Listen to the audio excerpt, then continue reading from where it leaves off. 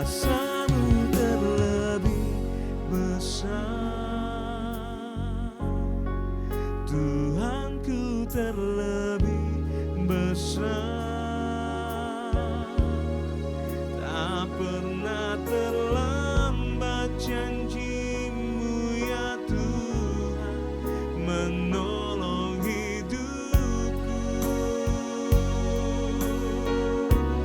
Kuasa-Mu terlebih besar,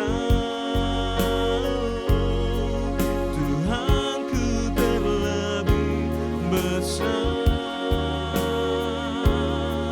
Tak pernah terlambat janji-Mu ya Tuhan, pulihkan hidupku.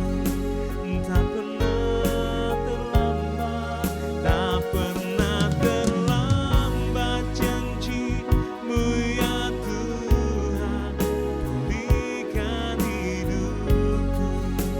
Dan tak pernah terlambat janji-Mu ya Tuhan, pulihkan hidupku.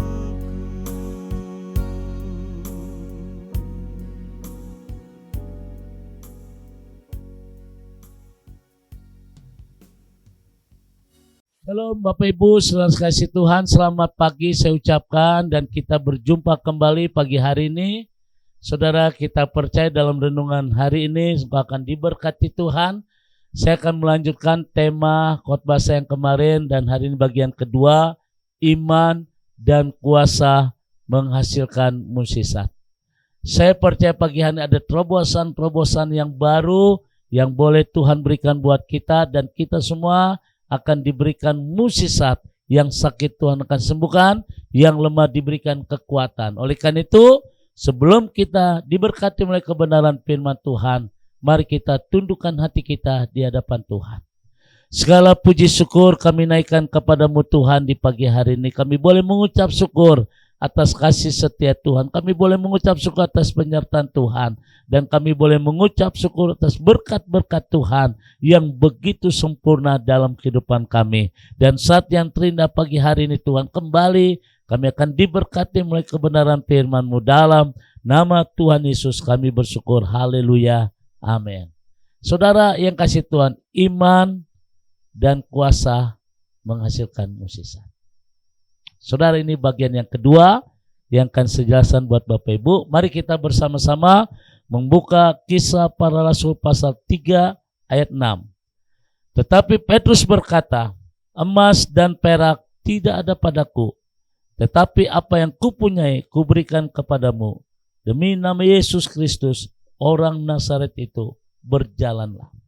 Nah saudara, dalam Kisah Para Rasul pasal 3 ayat 10 ini dijelaskan orang yang lumpuh yang ada di bait indah itu saudara, dan Petrus Yohanes bertemu dengan orang lumpuh itu. Petrus berkata, Yohanes berkata, emas perak aku tidak ada padaku, tapi bangkit dan berjalan demi nama Yesus. Nah saudara, ini luar biasa, sehingga orang lumpuh itu mengalami kesembuhan. Nah saudara, kalau saudara kembali dalam membaca dalam Yohanes pasal 5 ayat 1 sampai 18, itu Tuhan Yesus sendiri menyembuhkan orang lumpuh 38 tahun. Nah kalau kita jabarkan dengan Kisah Para Rasul pasal 3 ayat 1 sampai 10, jadi dengan jelas sasarannya kepada orang lumpuh itu agar ia mempercayai Yesus sebagai sumber kesembuhan. Saudara yang kasih Tuhan, satu hal yang indah pagi hari ini, kalau Anda percaya akan nama Yesus, maka Anda akan diberkati. Yakin sepenuhnya iman kepada Tuhan, maka saya percaya akan menghasilkan mukjizat.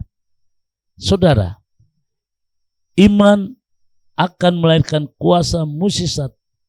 Terbukti apa yang dialami oleh orang yang lumpuh itu. Dan saya percaya pagi hari ini sudah, ketika Anda yakin sepenuhnya imannya, maka Anda diberikan kesembuhan. Ada begitu banyak orang mengalami kesembuhan sudah. Mukjizat terjadi.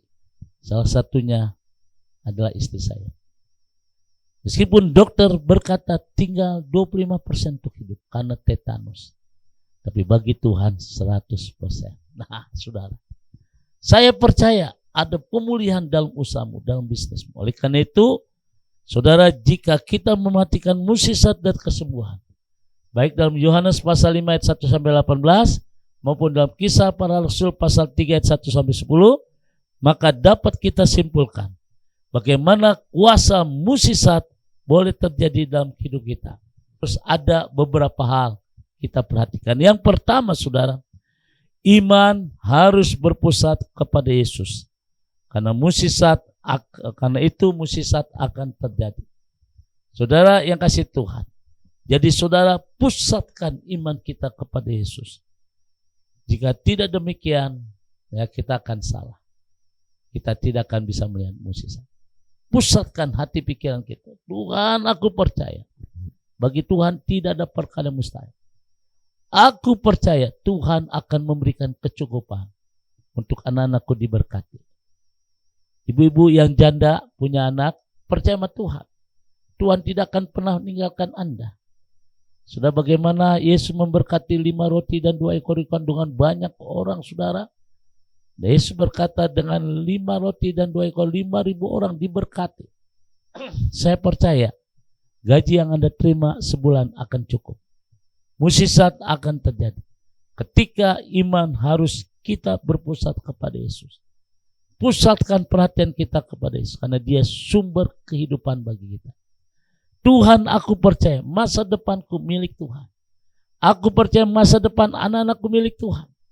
Aku percaya perusahaan usahaku adalah milik Tuhan. Aku percaya Tuhan sanggup memberkati, Tuhan sanggup menyelesaikan masa yang dihadapi dalam perusahaanku.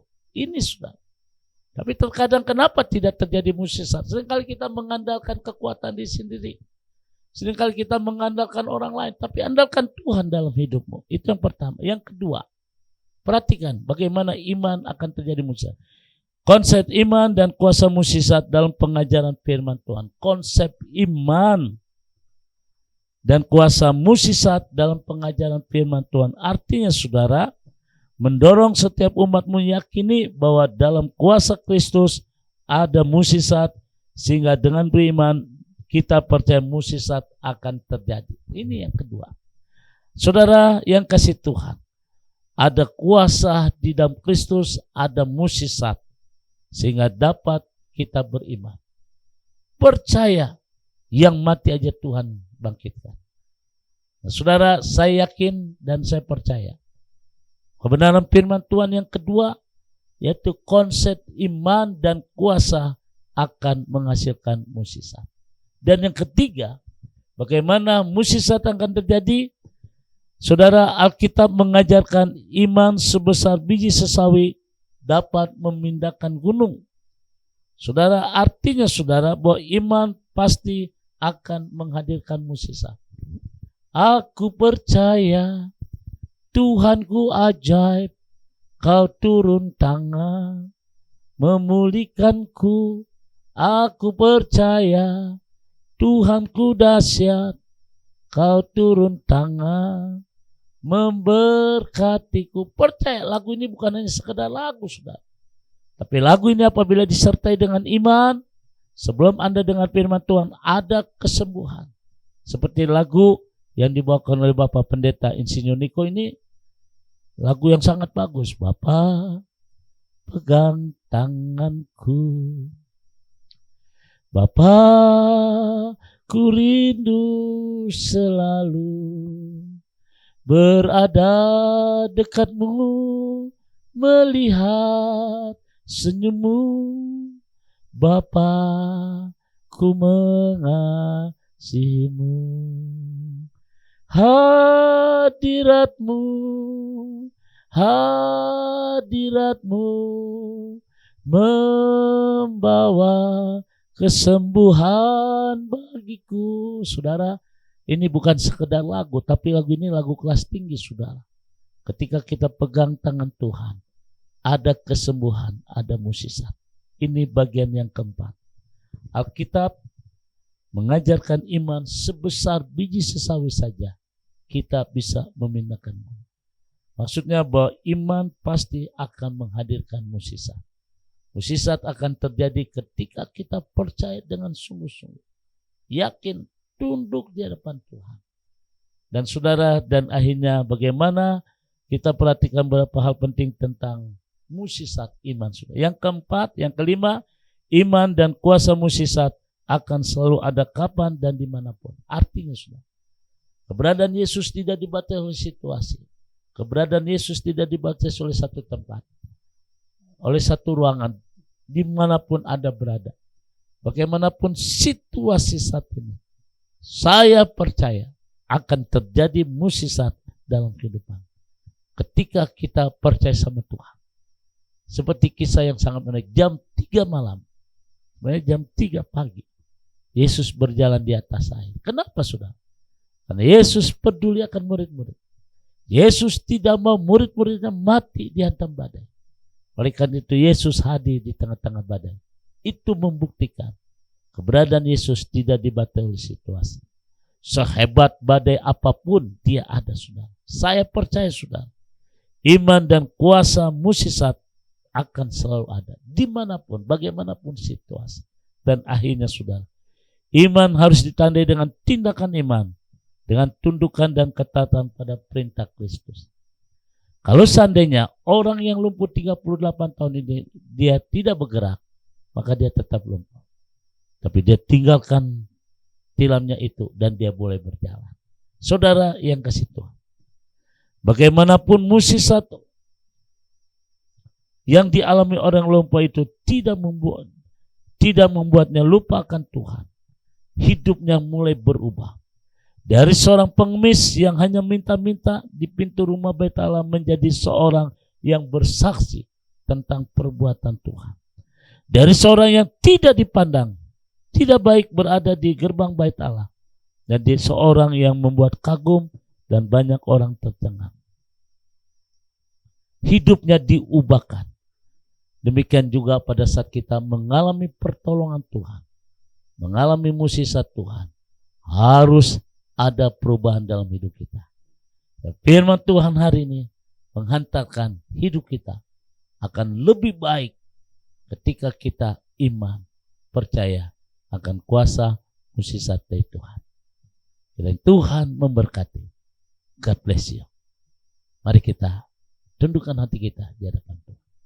Bapa, kami bersyukur untuk kebenaran firman Tuhan pagi hari. Kami berdoa dalam nama Tuhan Yesus. Setiap umat-Mu yang pagi hari mengalami pergumulan yang sangat tajam, kami percaya bahwa Tuhan tidak tinggal diam. Ketika kami datang kepada Tuhan, ketika kami menghampiri Tuhan, maka kami percaya Tuhan akan ambil bagian. Bapa, terima kasih pagi hari. Dalam nama Tuhan Yesus, ada pemulihan, ada kesembuhan, ada jalan keluar, ada terobosan-terobosan yang baru. Kami serahkan umat-Mu hari ini dalam nama Tuhan Yesus. Haleluya. Amin. Bapak Ibu sedang kasih Tuhan, saya ucapkan selamat beraktivitas. Tetap semangat di dalam Tuhan. Saudara, kita tetap semangat sebab kita percaya bahwa bagi Tuhan tidak ada perkara yang mustahil. Tuhan memberkati. God bless you. Sekarang arahkan hatimu, angkat kedua tanganmu dan terimalah berkat dari Tuhan. Kiranya turunlah damai sejahtera dari Allah Bapa di surga, cinta kasih dari Tuhan kita Yesus Kristus di dalam persekutuan Roh Kudus memberkati kita semua hari ini sampai Maranatha. Tuhan Yesus akan datang kembali. Yang diberkati berkata amin.